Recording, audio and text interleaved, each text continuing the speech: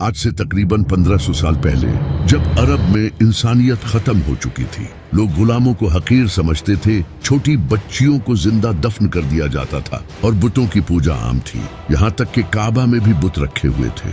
उस वक्त यहूदियों को पता था कि बहुत जल्द एक नबी आने वाला है जो कि इस पूरी दुनिया में इंसाफ कायम करेगा, क्योंकि बाइबल में ये लिखा था कि अहमद नाम का एक नबी इस दुनिया में आएगा, जो कि आज भी बाइबल में लिखा है। यहूदी उस वक्त नबी पाक सल्लल्लाहु अलैहि वसल्लम का इस तरह से इंतजार करते थे जिस तरह आज हम इमाम मेहदी का इंतजार करते हैं। आखिरकार 570 ईस्वी को नबी पाक सल्लल्लाहु अलैहि वसल्लम पैदा हुए और इसी दिन काबा में रखे सारे बुत खुद से टूटने लगे और पारसियों के मंदिर में लगी आग, जो कि हजारों सालों से जल रही थी, जिसे एक बार भी बुझने नहीं दिया गया, वो भी अचानक से बुझ गई। और इसी तरह बहुत से मुजज़े हुए, क्योंकि ये कुफ्र के जवाल का ऐलान था। नबी पाक सल्लल्लाहु अलैहि वसल्लम बचपन से ही बहुत सच्चे और ईमानदार इंसान थे। अरब के लोग नबी पाक सल्लल्लाहु अलैहि वसल्लम की इन्हीं खूबियों से बहुत इम्प्रेस थे और वो नबी पाक सल्लल्लाहु अलैहि वसल्लम की बहुत इज्जत करते थे। फिर नबी पाक सल्लल्लाहु अलैहि वसल्लम मक्का की एक इज्जतदार औरत हजरत खदीजा रज़ी अल्लाह तआला अन्हा की तजारत का काम संभालने लगे। हजरत खदीजा रज़ी अल्लाह तआला अन्हा नबी पाक सल्लल्लाहु अलैहि वसल्लम के नेक दिल और ईमानदारी से बहुत मुतासिर हुई और उन्होंने नबी पाक सल्लल्लाहु अलैहि वसल्लम को निकाह का पैगाम भेजा। नबी पाक सल्लल्लाहु अलैहि वसल्लम ने इस पैगाम को कबूल किया और हजरत खदीजा रज़ी अल्लाह तआला अन्हा से शादी कर ली। इसके बाद नबी पाक सल्लल्लाहु अलैहि वसल्लम अपनी जिंदगी गुजारने लगे, लेकिन जैसे ही नबी पाक सल्लल्लाहु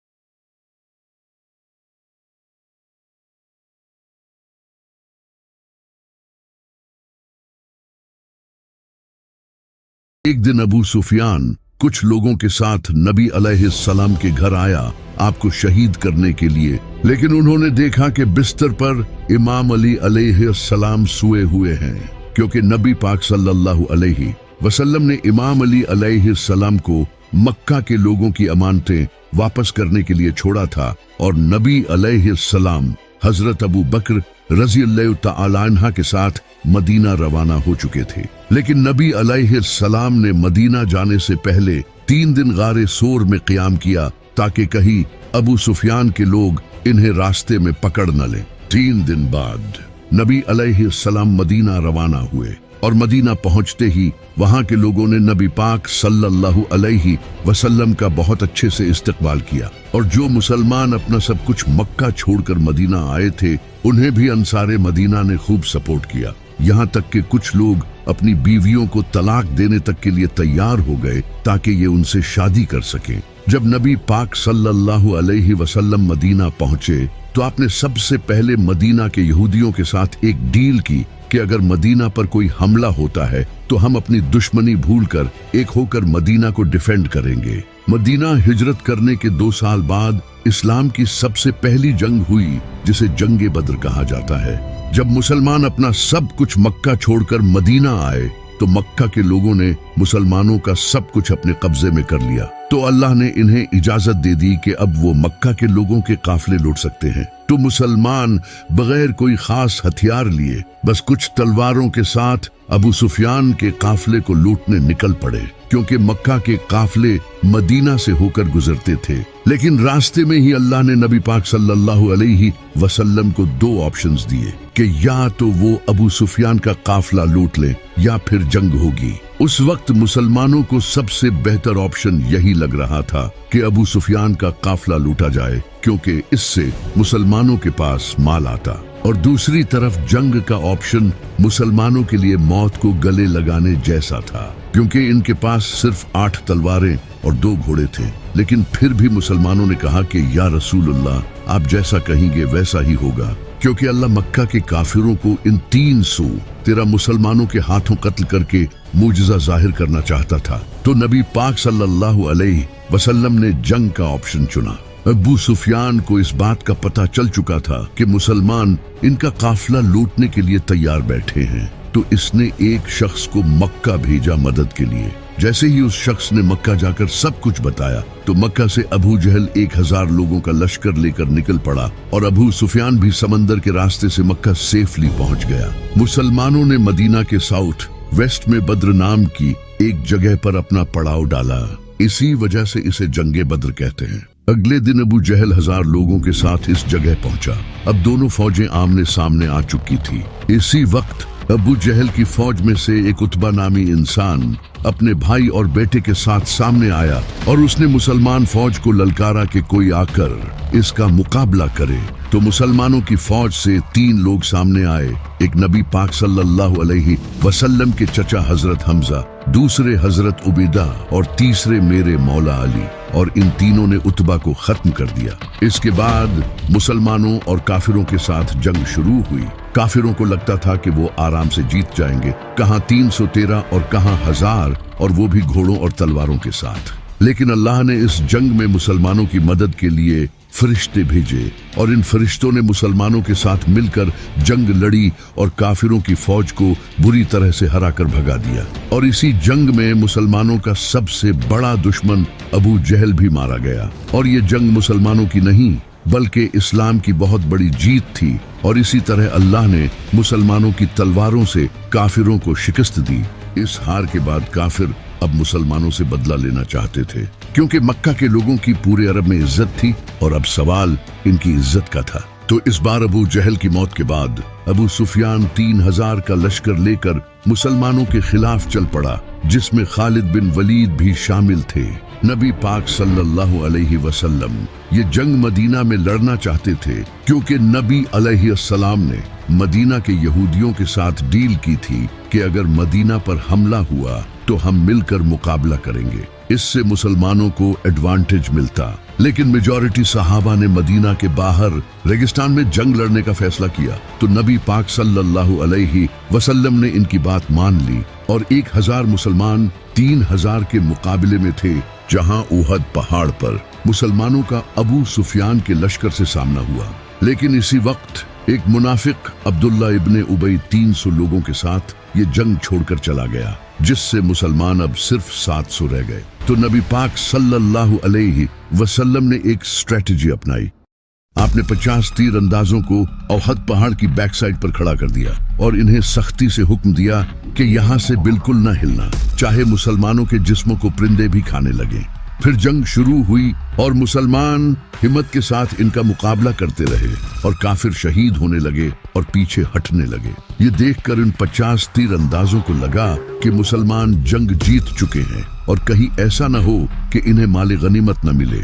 तो इन 50 तीरंदाजों में से 35 मुसलमान पहाड़ से उतर आए और इसी मौके का फायदा उठाकर खालिद बिन वलीद ने पहाड़ के पीछे से मुसलमानों पर हमला कर दिया। अब आगे और पीछे दोनों तरफ अबू सुफियान का लश्कर था और मुसलमान इन दोनों के दरमियान फंस चुके थे और इस तरह बहुत से मुसलमान शहीद होने लगे। और इसी वक्त नबी पाक सल्लल्लाहु अलैहि वसल्लम के भी दांत मुबारक शहीद हो गए, जिससे ये अफवाह फैल गई कि नबी पाक सल्लल्लाहु अलैहि वसल्लम शहीद हो गए। जब सहाबा ने ये सुना तो कई सहाबा ये सुनकर भागने लगे, यहाँ तक कि हजरत उस्मान और हजरत उमर जैसे सहाबी भी जंग छोड़कर भाग गए। लेकिन सिर्फ 12 लोग नबी पाक सल्लल्लाहु अलैहि वसल्लम के साथ बाकी रहे, जिनमें इमाम अली अलैहिस्सलाम, साद बिन अबी वक़ास जैसे सहाबी थे। तो बाकी बच्चे मुसलमान पहाड़ पर चढ़ गए, जिसे देखकर अबू सुफियान पीछे हट गया। जब वो वापस मुड़े तो नबी पाक सल्लल्लाहु अलैहि वसल्लम ने इमाम अली और बाकी कुछ सहाबा को इनके पीछे भेजा ताकि ये पलटकर हमला न कर दें। और इन सहाबा ने बड़ी बहादुरी दिखाई, जिसकी अल्लाह ने कुरान में तारीफ की है। इस जंग में मुसलमानों को बहुत नुकसान हुआ, जैसे कि नबी पाक सल्लल्लाहु अलैहि वसल्लम के चचा हजरत हमजा रजी अल्लाह तआला अन्हा शहीद हो गए, जो कि मुसलमानों के आर्मी चीफ थे। ओहद की जंग के बाद अबू सुफियान ने आखिरी कोशिश की मुसलमानों को खत्म करने की और इसने अरब के कई बड़े कबीलों को अपने साथ मिलाया ताकि इस बार वो एक बड़ी फौज के साथ मुसलमानों को खत्म कर सके। उन्होंने 10,000 का लश्कर तैयार किया, जबकि मुसलमान टोटल 3,000 थे। वहीं दूसरी तरफ नबी पाक सल्लल्लाहु अलैहि वसल्लम को भी इस बात का पता चल चुका था कि इनके खिलाफ साजिशें हो रही हैं। तो नबी अलैहिस्सलाम ने सहाबा से इस बारे में मशवरा किया। तो एक सहाबी जो कि पर्शिया को छोड़कर मदीना आए थे, जिनका नाम हजरत सुलेमान फारसी था, उन्होंने नबी अलैहिस्सलाम को बताया कि पर्शिया में हम अपने दुश्मनों से बचने के लिए खंदक खोदते हैं, जिससे वो हम तक पहुंच नहीं सकते और हम इन पर तीरों के साथ हमला करते हैं। तो नबी अलैहिस्सलाम को ये ऑप्शन ठीक लगा और आपने मदीना के फ्रंट पर खंदक खोदने का फैसला किया, क्योंकि मदीना बाकी सभी तरफ से पहाड़ों से घिरा हुआ था। तो फिर मुसलमानों ने खंदक खोदना शुरू कर दिया।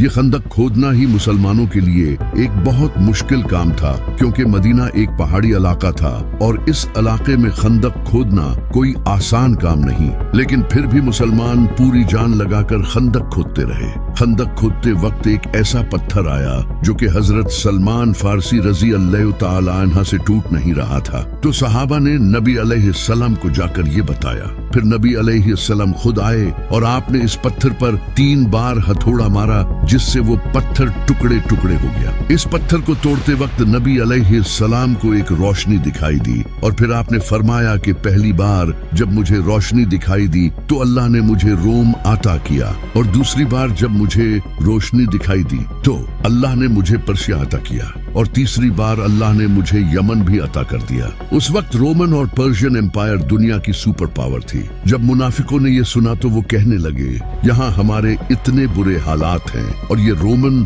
और पर्शियन एम्पायर की बातें कर रहे हैं। ये जंग मुसलमानों के लिए बहुत बड़ी आजमाइश थी, क्योंकि इससे पहले जंगे उहद में मुसलमानों के साथ जो हुआ था, उसके बाद अब दोबारा फिर 10,000 का लश्कर इन्हें मारने आ रहा था और मुसलमान सिर्फ 3,000 थे। जैसे ही वो 10,000 का लश्कर जंग लड़ने मदीना पहुंचा तो वो इस खंदक को देखकर हैरान रह गए, क्योंकि इन्हें इस बात का बिल्कुल भी अंदाजा नहीं था। इनके पास दूसरा कोई ऑप्शन नहीं था, तो उन्होंने खंदक के बिल्कुल सामने पड़ाव डाला। लेकिन एक इंसान ऐसा था जिसने ये खंदक पार कर ली। इसका नाम था अमर बिन अब्देवद। ये इंसान एक बहुत बड़ा जंगजू था, जिससे पूरे अरब के लोग डरते थे, क्योंकि ये 100 आदमियों से अकेला लड़ता था। जैसे ही ये खंदक पार करके मुसलमानों के सामने आया, इसने मुसलमानों की पूरी फौज को चैलेंज दिया कि तुम तो कहते हो कि मरने के बाद हम सीधा जन्नत में जाएंगे, तो आओ मैं तुम्हें तुम्हारी जन्नत में पहुंचा दूं। लेकिन इसे देखकर 3,000 मुसलमानों में किसी की भी हिम्मत नहीं हुई कि वो इसके सामने आकर इसका मुकाबला कर सके,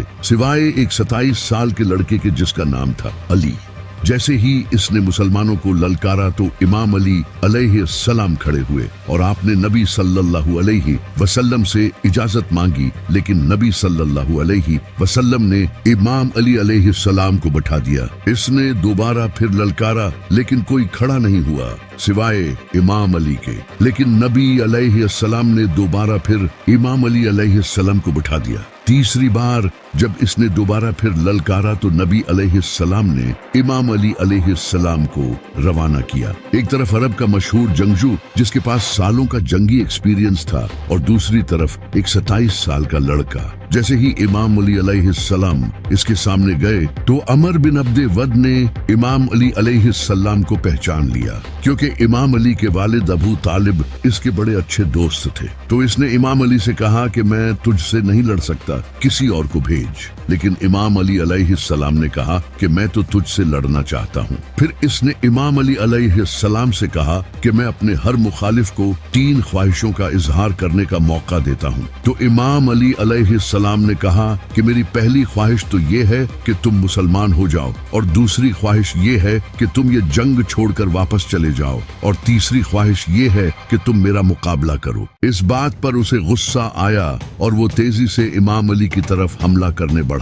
तो मेरे मौला अली ने एक ही वार में इसे खत्म कर दिया। ये देखकर सब हैरान रह गए, क्योंकि ये किसी मुआजिजे से कम नहीं था। उसके बाद काफिरों ने दोबारा खंदक पार करने की हिम्मत नहीं की। फिर अल्लाह ने तेज आंधी चलाई जिससे काफिरों के खेमे उड़ गए और इन्हें बहुत नुकसान हुआ। लेकिन काफिरों ने एक नई चाल चली। उन्होंने मदीना में मौजूद यहूदियों को अपने साथ कर लिया और इनसे मदीना में दाखिल होने का रास्ता मांगा, जबकि इन यहूदियों ने मुसलमानों के साथ डील की हुई थी। फिर भी उन्होंने गद्दारी कर दी और इस तरह मुसलमान फंस गए और अब इन्हें अपनी मौत सामने नजर आने लगी, क्योंकि मदीना में मुसलमानों की फैमिलीज भी थी। अब सिर्फ उनकी ही नहीं बल्कि उनकी फैमिलीज की जान भी खतरे में आ चुकी थी। उसी वक्त अल्लाह ने अपना एक और मुजज़ा कर दिखाया। एक इंसान जिसका नाम नुआइम बिन मसूद था, उसने इस्लाम कबूल कर लिया और वो नबी पाक सल्लल्लाहु अलैहि वसल्लम के पास आया। उसने नबी पाक सल्लल्लाहु अलैहि वसल्लम से कहा कि मैंने इस्लाम कबूल कर लिया है, लेकिन ये बात किसी को भी नहीं पता।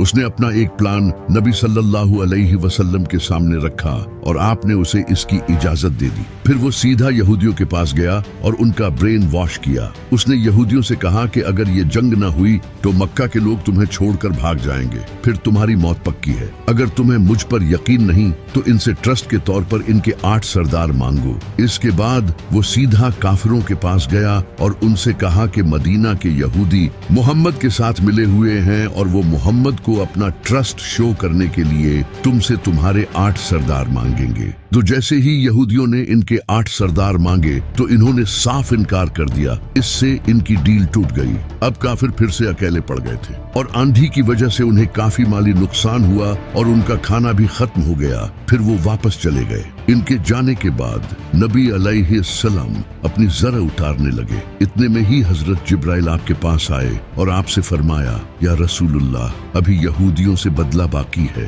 तो नबी अलैहिस्सलाम ने इमाम अली अलैहिस्सलाम की क़ियादत में एक फौज रवाना की और फरमाया कि असर की नमाज हम वहीं पढ़ेंगे। वहां पहुंचकर यहूदियों ने नबी अलैहिस्सलाम से कहा, हमें आपका फैसला कबूल नहीं, आप हमारे साथ जो चाहते हो वो करो, लेकिन हमारा फैसला साद बिन मुआज रजी अल्लाह ताला अन्हा से कराओ, क्योंकि साद बिन मुआज को वो जानते थे। तो साद बिन मुआज ने उन्हीं यहूदियों की किताब तौरात से फैसला किया, क्योंकि तौरात में गद्दारी की सजा मौत है। इस वजह से फिर हजारों यहूदियों को कत्ल कर दिया गया, सिवाय उनके बच्चों और औरतों के। आज नॉन मुस्लिम्स इस इंसिडेंट को मुसलमानों के खिलाफ यूज करते हैं और नबी अलैहिस्सलाम के कैरेक्टर पर उंगली उठाते हैं, जबकि यही कानून आज पूरी दुनिया में फॉलो किया जाता है। खंदक की जंग में जब अबू सुफियान अपना लश्कर लेकर चला गया था तो नबी अलैहिस्सलाम ने फरमाया था कि अब मुशरकीने अरब आज के बाद तुम पर हमला नहीं करेंगे, अब तुम उन पर हमला करोगे। एक रात अल्लाह ने नबी अलैहिस्सलाम को ख्वाब के जरिए उम्रा करने का हुक्म दिया। तो नबी अलैहिस्सलाम तकरीबन 1500 सहाबा के साथ मक्का उम्रा करने के लिए चले गए। जब अरब के मुशरकीन को इसका पता चला तो उन्हें लगा कि ये हम पर हमला करने आ रहे हैं, तो उन्होंने खालिद बिन वलीद को जासूसी करने भेजा। खालिद बिन वलीद ने वापस आकर इन्हें बताया कि वो तो सिर्फ उम्रा करने आए हैं। तो अबू सुफियान ने कहा कि हम मक्का के सरदार हैं, हमारी इजाजत के बगैर वो उम्रा कैसे कर सकते हैं। इसलिए इन्होंने मुसलमानों को उम्रा करने से रोक दिया और एक शख्स जिसका नाम उर्वा बिन मसूद था, इसे नबी अलैहिस्सलाम के पास धमकाने के लिए भेजा। उर्वा ने आकर नबी अलैहिस्सलाम से कहा कि आपके ये साथी आपको छोड़कर चले जाएंगे और अगर आपको अपनी जान प्यारी है तो वापस चले जाएं। इस बात पर सहाबा को बहुत गुस्सा आया। वो इसे दिखाना चाहते थे कि हम नबी अलैहिस्सलाम से कितनी मोहब्बत करते हैं। थोड़ी देर बाद जब नमाज का वक्त हुआ तो नबी अलैहिस्सलाम वजू करने लगे और आपके 1500 सहाबी आपके वजू का पानी भी जाया नहीं होने दे रहे थे। जब उर्वा ने ये देखा तो इसने वापस जाकर अबू सुफियान को ये सब बताया। इसने कहा कि मैं बड़े बड़े बादशाहों के दरबार में गया हूँ, लेकिन मैंने कभी किसी भी बादशाह के साथियों को मोहम्मद के साथियों की तरह नहीं देखा। इनके साथी इनके वजू के पानी तक के लिए एक दूसरे से लड़ते हैं और जैसे ही मोहम्मद के मुंह से अल्फाज निकलते हैं ये उसे पूरा करने के लिए फौरन दौड़ते हैं। ये कभी भी मोहम्मद को अकेला नहीं छोड़ेंगे, इसलिए तुम्हारे लिए बेहतर यही है कि इनके साथ मुआहिदा कर लो। तो मुशरकीन अरब ने नबी अलैहिस्सलाम के साथ डील कर ली।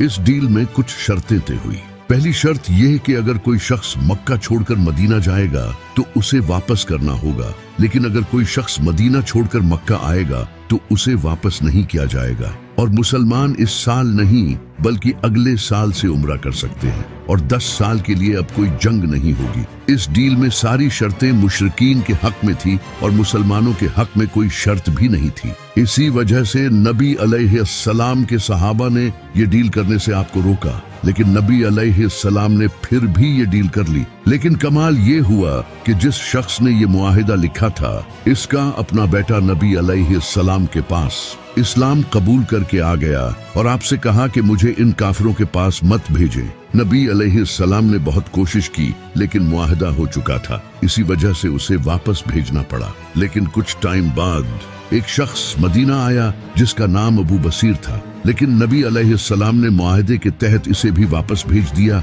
और मुशरिकीन इसे वापस ले गए। लेकिन इसने रास्ते में ही इनको कत्ल कर दिया और मक्का जाने की बजाय उसने मदीना के बाहर एक जगह पर पड़ाव डाल लिया। इसके बाद जो भी लोग मक्का से इस्लाम कबूल करके आते वो वापस मक्का जाने की बजाय इसी जगह रहने लगे और कुछ ही वक्त में यहाँ अच्छी खासी आबादी हो गई और ये वही जगह थी जहाँ से मक्का के काफिले गुजरते थे और मक्का की पूरी इकोनॉमी इन काफिलों पर डिपेंडेंट थी। फिर इन लोगों ने मक्का के काफिरों से बदला लेने के लिए इनके काफिले लूटने शुरू कर दिए, जिससे मक्का के काफिरों को बहुत नुकसान होने लगा और उन्होंने तंग आकर इस डील को खत्म कर दिया और नबी अलैहिस्सलाम से कहा कि अब जो भी इस्लाम कबूल करके आपके पास आए तो आप उसे अपने पास ही रखें ताकि उनके काफिले बच सकें। इस तरह ये मुआहिदा जो काफिरों ने अपना फायदा सोच कर किया था वो उल्टा इन्हीं के खिलाफ हो गया। सुलह हुदैबिया के बाद अब मुसलमानों का अगला टारगेट खैबर था। ये यहूदियों का बहुत बड़ा और अमीर किला था।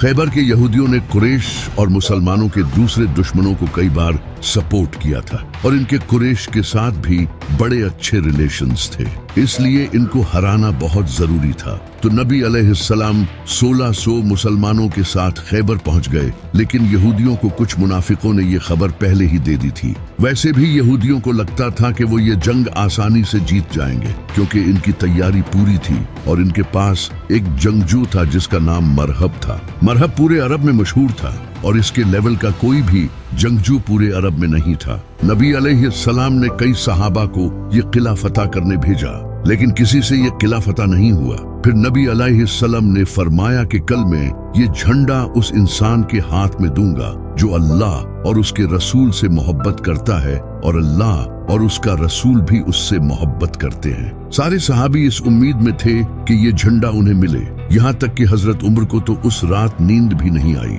लेकिन अगले ही दिन नबी अलैहिस्सलाम ने फरमाया, अली को बुलाओ। इमाम अली अलैहिस्सलाम की आंखें दर्द में थी। नबी अलैहिस्सलाम ने अपना लुआब इनकी आंखों में लगाया और इनके लिए दुआ की। इमाम अली अलैहिस्सलाम ने फरमाया कि मैं आखिरी दम तक लड़ूंगा। तो नबी अलैहिस्सलाम ने फरमाया, अली पहले इन्हें इस्लाम की दावत देना। अगर कोई एक इंसान भी इस्लाम ले आया तो ये तुम्हारे लिए सुर्ख ऊंटों से बेहतर होगा। इमाम अली अलैहिस्सलाम आगे बढ़े और सामने मरहब खड़ा था। इसने कहा कि मेरा नाम मरहब है और कोई ऐसा इंसान नहीं जो मेरा मुकाबला कर सके। तो इमाम अली अलैहिस्सलाम ने फरमाया, मेरी माँ ने मेरा नाम हैदर रखा और मैं शेर की तरह हमला करता हूँ। ये सुनकर मरहब आगे बढ़ा तो इमाम अली ने एक ही वार किया और इसके जिस्म के 2 टुकड़े हो गए। ये देखकर सारे यहूदी कांपने लगे। फिर इमाम अली अलैहिस्सलाम आगे बढ़े और खैबर के 900 किलो के दरवाजे को उखाड़ कर फेंक दिया। इसके बाद मुसलमानों ने हमला किया और खैबर फतह कर लिया।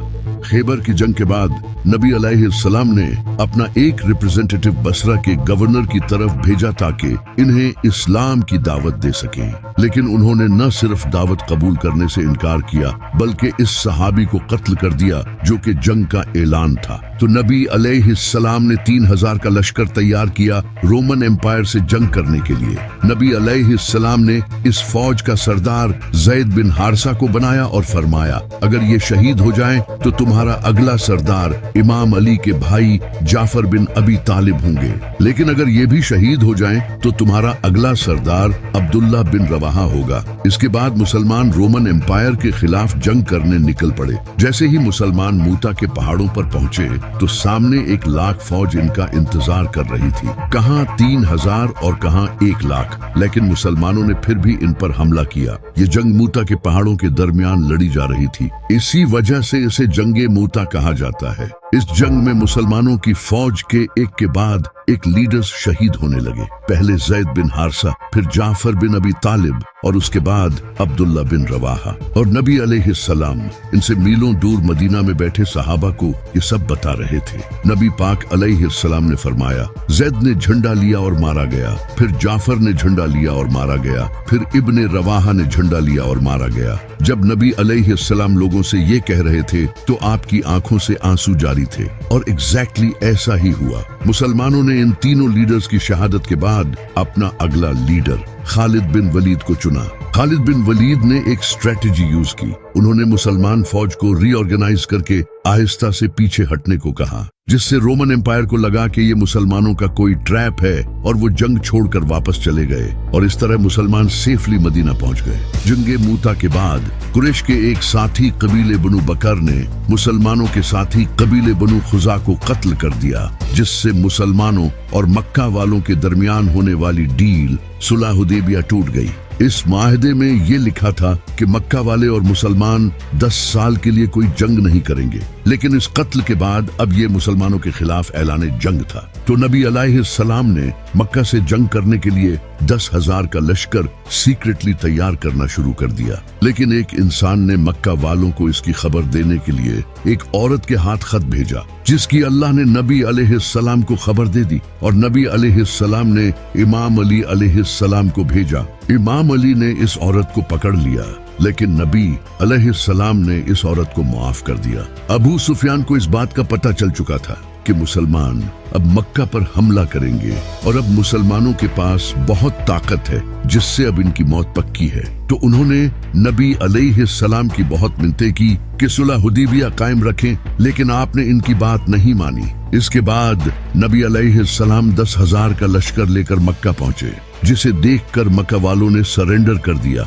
और इस तरह सिवाय कुछ लोगों को कत्ल किए। नबी अलैहिस्सलाम ने मक्का फतह कर लिया, जिसे देखकर अबू सुफियान ने भी सरेंडर कर दिया और इस्लाम कबूल कर लिया। नबी अलैहिस्सलाम ने भी मक्का के लोगों को माफ कर दिया। फतह मक्का के बाद अभी भी अरब के कुछ कबीले ऐसे थे जिन्हें मुसलमानों की इस बढ़ती हुई ताकत से डर लगने लगा, जो कि ताइफ के हवाजन और सकीफ कबीले थे। तो इन्होंने मुसलमानों के खिलाफ हमला करने का फैसला किया। तो नबी अलैहिस्सलाम 12,000 का लश्कर लेकर इनके खिलाफ जंग करने ताइफ निकल पड़े। ताइफ में